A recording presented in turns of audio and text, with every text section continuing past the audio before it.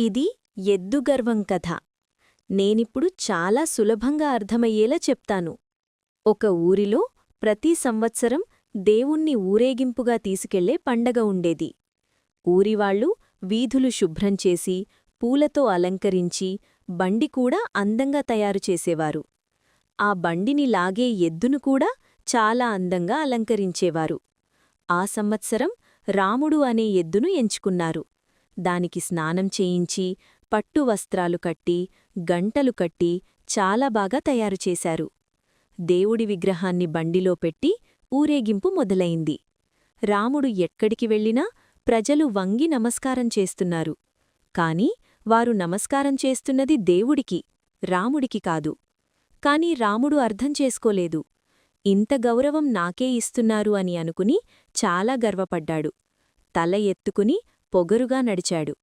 సాయంత్రానికి ఊరేగింపు అయిపోయింది. దేవుడి విగ్రహాన్ని దింపి గుడిలో పెట్టారు. వెంటనే అందరూ తమ పనుల్లో పడిపోయారు. రాముడి పట్టుబట్టలు తీసేసి మామూలుగా ఎడ్లపాకలో కట్టేశారు. ఇప్పుడు ఎవ్వరూ రాముడికి నమస్కారం చేయలేదు. అప్పుడు రాముడికి అర్థమైంది.